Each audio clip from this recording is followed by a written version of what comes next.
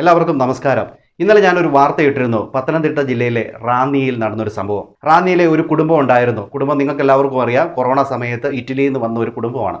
അന്ന് ഈ കൊറോണ വരുത്തിയെന്ന് പറഞ്ഞുകൊണ്ട് നമ്മുടെ സോഷ്യൽ മീഡിയയിലും അതോടൊപ്പം തന്നെ മെയിൽ മീഡിയകളിലൊക്കെ വൈറലായിരുന്നു ഇവർ.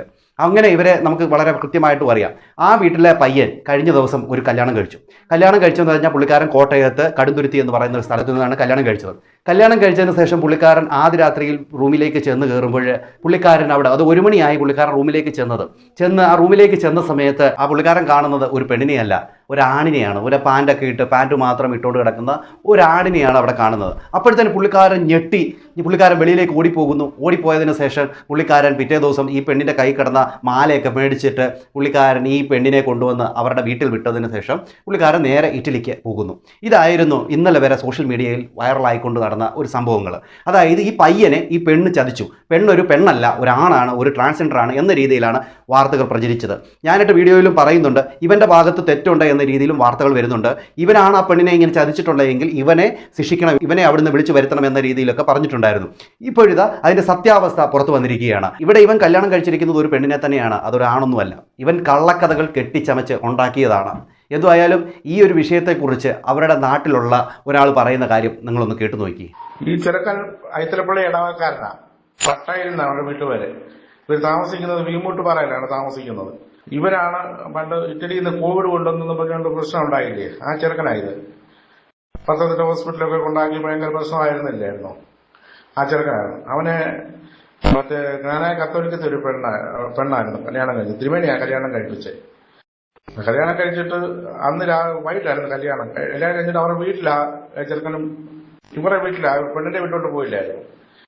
ചെറുക്കൻ സൈക്കോ ഇവനെ. ഇവൻ രാത്രിയിൽ ആ പെണ്ണിനെ അയാളെ പിടിച്ച് ചെയ്യുകയൊക്കെ ചെയ്തു. ആ കൊച്ചൊക്കെ പേടിച്ചു പോയി. അതിനെ രാവിലെ ഇവൻ കൊണ്ട് വിട്ടിട്ട് ഇവർ നേരെ ഇറ്റലിക്ക് ഞാൻ കയറിപ്പോയേ.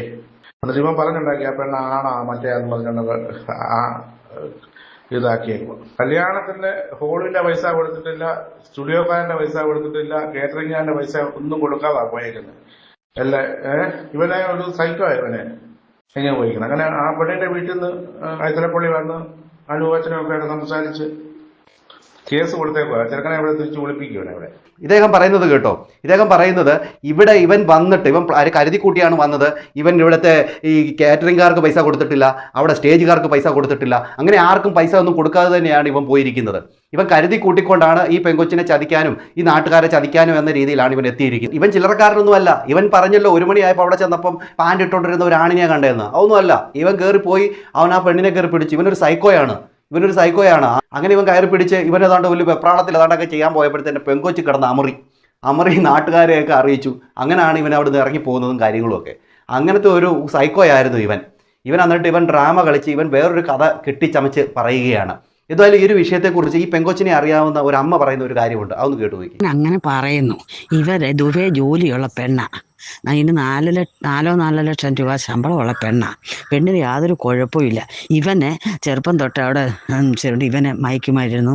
എല്ലാ സ്വഭാവം ഇവൻ്റെ ഉണ്ട്. ഇറ്റലിയിലുള്ള ആൾക്കാരാണ് പറഞ്ഞത്. നമ്മുടെ ഐത്തലിൽ തന്നെ ഇറ്റലിയിലുള്ള ആൾക്കാരുണ്ട്. ഇവനെ ഇറ്റലിയിലുള്ളവർ പറഞ്ഞു ഇവൻ മഹാപ്പിഴയാ. ഇവൻ്റെ എല്ലാ സ്വഭാവവും ഉള്ളൊരു മഹാപ്പിഴയും ബ്രൂഫിലും കാണുകയും അങ്ങനെ മയക്കുമരുന്നിന് അടിമയുള്ളവനാ. അങ്ങനെ അല്ല അവൻ എന്നിട്ട് ഇവിടെ പറഞ്ഞേക്കുന്ന പെണ്ണിന് ഇല്ല, പെണ്ണ് ഇതാന്നൊക്കെ പറഞ്ഞാൽ ഇവിടെ പറഞ്ഞേക്കുന്നത്. പക്ഷെ പെണ്ണിന് യാതൊരു കുഴപ്പമില്ല. പെണ്ണിന് തള്ളയുമില്ല. തന്തയ്ക്ക് ക്യാൻസറുമാണ് പെണ്ണിൻ്റെ. ഇവൻ്റെ തള്ളയ്ക്ക് ക്യാൻസറാണ്. അവിടെ തള്ളയുണ്ട്. ഇങ്ങനെ ഇരിക്കുന്നു. എന്തുവായാലും കേസ് കൊടുത്തവർ. ഇവൻ ചുമ്മാ അത് തെമ്മാടിയാ. ഇവനെ ഇവിടെ വന്ന് പെണ്ണെ പ്രേമിച്ചോണെന്ന് കെട്ടി വെച്ച് അവന് രാമയ്ക്ക് എല്ലാം കരുതി കൂട്ടിയല്ലേ വന്ന്. അവൻ പെട്ടെന്ന് ടിക്കറ്റ് കിട്ടുമോ? ഇവനെല്ലാം കരുതി കൂട്ടിയല്ലേ വന്നത്. ഈ അമ്മ പറയുന്നത് കേട്ടല്ലോ. ഈ അമ്മ പറയുന്ന പ്രകാരം ഇവൻ ഒരു സൈക്കോ തന്നെയാണ്. ഇവൻ അറിഞ്ഞുകൊണ്ട് തന്നെയാണ് ഇത് ചെയ്തിരിക്കുന്നത്. ഇവൻ അറിഞ്ഞുകൊണ്ട് അവിടുന്ന് തന്നെ ടിക്കറ്റ് ബുക്ക് ചെയ്തുകൊണ്ടാണ് വന്നിരിക്കുന്നത്. ഇവൻ പല കാര്യങ്ങളും കാണുന്നുണ്ടെന്നൊക്കെ ഈ അമ്മ പറയുന്നുണ്ടല്ലോ. ഇവൻ കെട്ടിച്ചമച്ചുണ്ടാക്കിയ ഒരു കഥയാണെന്നും ഈ അമ്മ പറയുന്നുണ്ടല്ലോ. പറയുന്ന പ്രകാരം അതൊരു ആണൊന്നുമല്ല, അതൊരു പെണ്ണാണ്. ദുബായ് ജോലി ചെയ്തുകൊണ്ടിരുന്നൊരു പെങ്കൊച്ചാണ്. അതിന് 4 ലക്ഷം രൂപ ശമ്പളം ഉണ്ടായിരുന്നു. അങ്ങനെ നല്ല ശമ്പളമൊക്കെ മേടിച്ചുകൊണ്ടിരുന്ന ഒരു പെങ്കൊച്ചാണ്. എന്നിട്ടാണ് ഇവൻ ഒരു കള്ളക്കഥ കെട്ടിച്ചമച്ച് ഈ പെങ്കൊച്ചിനെ ഉപേക്ഷിച്ചത്. ഇവൻ ആൾ കൊള്ളാമല്ലേ? ഇവനൊരു പരനാറിയാണെന്നേ. ഇവനെയൊക്കെ എന്ന് പറഞ്ഞു കഴിഞ്ഞാൽ പോലീസ് വിളിച്ചു വരുത്തിയിട്ട് ഇവനക്ക് നല്ല ശിക്ഷ കൊടുക്കണം. കാരണം ഒരു പെങ്കൊച്ചിൻ്റെ ഒരു ജീവിതം വെച്ചാണ് ഇവൻ കളിച്ചത്. ഇവൻ എന്തൊക്കെയാണ് പറഞ്ഞു ഉണ്ടാക്കിയത്. അത് മാത്രമല്ല അവരുടെ നാട്ടുകാർ ആരൊക്കെയോ എന്തൊക്കെ ന്യൂസായിരുന്നു പടച്ചു വിട്ടത്. അത് ട്രാൻസ്ജെൻഡർ ആയിരുന്നു, റൂമിൻ്റെ ഉള്ളിൽ ചെന്നപ്പോൾ അവർ ഞെട്ടിപ്പോയി എന്ന രീതിയിലൊക്കെ ആയിരുന്നു ന്യൂസുകൾ വന്നത്. അത് സോഷ്യൽ മീഡിയയിലെല്ലാം നല്ല രീതിയിൽ തന്നെ വൈറലായിപ്പോയി. അങ്ങനെ ഈ ഒരു പെങ്കൊച്ചിൻ്റെ ഫ്യൂച്ചർ വെച്ചൊരു കളിയല്ലേ കളിച്ചത് എല്ലാവരും. എന്തായാലും ഈ ഒരു കാര്യത്തെക്കുറിച്ച് നിർണായകമായുള്ള ഒരു വോയിസ് ആണ് ഇനി കേൾക്കാൻ പോകുന്നത്. നിങ്ങൾ വിചാരിക്കും ഇതൊക്കെ പറഞ്ഞതെല്ലാം കള്ളമാണെന്ന്. എന്നാൽ ഈ വോയിസ് ഇവൻ്റെ തന്നെയാണ്, ഈ പറയുന്നവൻ്റെ, ഈ നാറിയുടെ. ഇവൻ പറയുന്ന കാര്യം ഒന്ന് കേട്ട് നോക്കിയേ. ഇവൻ പറയുന്നത് കേട്ട് കഴിഞ്ഞാൽ ഇവനെ ചെപ്പക്കുറ്റി കിട്ടണം കൊടുക്കാൻ തോന്നും. അതുപോലത്തെ കാര്യങ്ങളാണ് ഇവൻ പറയുന്നത്. എന്തായാലും അതൊന്ന് കേട്ട് നോക്കിയേ. ഹലോ ചേച്ചി, ഞാനാ ചേച്ചി. ഞാനാണെങ്കിൽ എന്നെ കൊണ്ട് വിട്ടായിരുന്നു. എന്ന് വെച്ചാൽ ഇതാണ് റീസൺ. എനിക്കാണെങ്കിൽ ഞാൻ സങ്കല്പിച്ച്, ഞങ്ങൾ വീഡിയോ കോളിൽ കൂടെ കണ്ടതൊന്നും പോലും ഒന്നുമല്ല. എൻ്റെ ഒരു സങ്കല്പത്തിലെ ഒരു പെണ്ണല്ല അത്. എനിക്ക് ചേച്ചി ഇപ്പം എന്നോട് ചോദിക്കാൻ എനിക്ക് നേരത്തെ അറിയത്തില്ലായിരുന്നു. പക്ഷെ അത് അവൾക്ക് അറിയാം. എൻഗേജ്മെൻറ്റ് വന്നപ്പോഴും ഒക്കെ വ്യത്യസ്തമായിട്ടാണ്. എനിക്ക് നമ്മൾ മുമ്പോട്ട് പോയി പല പ്രശ്നം ഉണ്ടായി, അങ്ങോട്ട് രണ്ട് ഭാഗത്തു നിന്നും ക്ലിയർ ചെയ്യുന്നതുകൊണ്ടാണ് ഞാൻ ഈ വോയിസ് മെസ്സേജ് അയക്കുന്നത് ചേച്ചിക്ക്. എന്ന് വെച്ചാൽ അവൾക്ക് എനിക്ക് അങ്ങോട്ട് അക്സെപ്റ്റ് ചെയ്യാൻ പറ്റുന്നില്ല. ഞാൻ സങ്കല്പിച്ച ഒരു പെണ്ണല്ല. അതുകൊണ്ട് അവരുടെ ഭാഗത്ത് തെറ്റോ കുറ്റമോ ഒന്നുകൊണ്ടല്ല ഞാൻ പറയുന്നത്. അവരുടെ സൗന്ദര്യം ഒക്കെ അവളുണ്ട്. പക്ഷെ ഞാൻ ആഗ്രഹിച്ച ഒരു സൗന്ദര്യമല്ല അവൾക്കുള്ളത്. അത് പറയാനായിരുന്നു കേട്ടോ. സോറി ചേച്ചി, ഞാൻ കയറി പോവാണ്.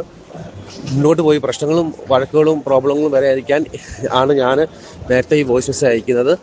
പപ്പായോ മമ്മിയോ ഒന്നും അറിയത്തില്ല, അവർക്കൊന്നും അറിയത്തില്ല. ഞാൻ എൻ്റെ സ്വയം ഇഷ്ടത്താലാണ് ഞാൻ ഈ കയറി വന്നത്. അത് ചേച്ചി ഇനി പറഞ്ഞ് മനസ്സിലാക്കണം. ഞാൻ അവിടെ ചെന്നിട്ട് വിളിച്ച് പറഞ്ഞോളാം. ഇവിടെ ഇവൻ പറഞ്ഞു കേട്ടോ, ഇവൻ്റെ സങ്കല്പത്തിനൊത്ത ഒരു പെണ്ണല്ലാന്ന്. ഇവർ തമ്മിൽ പ്രേമിച്ച് കല്യാണം കഴിച്ചതാണ്. അതായത് ഫേസ്ബുക്കിലൂടെ കണ്ട് പരിചയപ്പെട്ട് കല്യാണം കഴിച്ചത് തന്നെയാണ്. എന്നിട്ടാണ് ഇവൻ ഈ ഒരു തോന്നലുണ്ടായത്.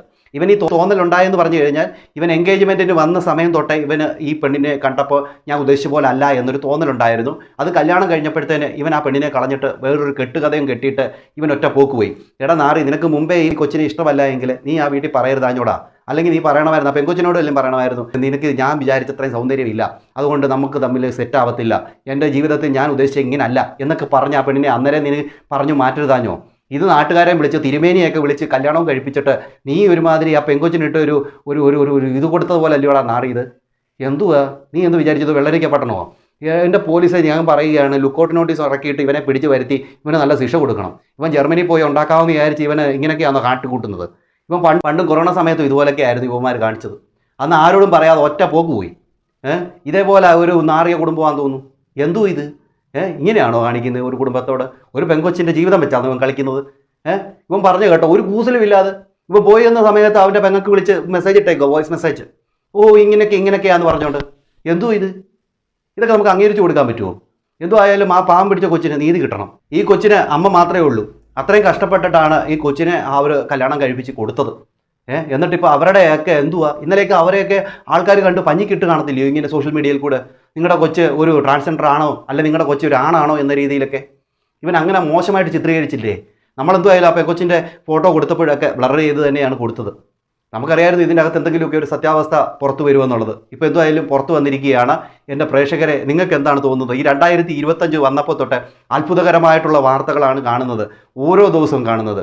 ഇതൊക്കെ എന്താണെന്ന് നമുക്ക് മനസ്സിലാവുന്നില്ല. കൗതുകകരമായിട്ടുള്ള വാർത്തകൾ. ഞാൻ കഴിഞ്ഞ വീഡിയോയിലും ഇത് തന്നെ പറഞ്ഞിരുന്നു. എന്താണ് നിങ്ങൾക്ക് തോന്നുന്നത്? നിങ്ങളുടെ അഭിപ്രായവും നിർദ്ദേശങ്ങളും കമൻറ്റ് ചെയ്യുക. അടുത്തൊരു വീഡിയോ കാണുന്നതായിരിക്കും. എല്ലാവർക്കും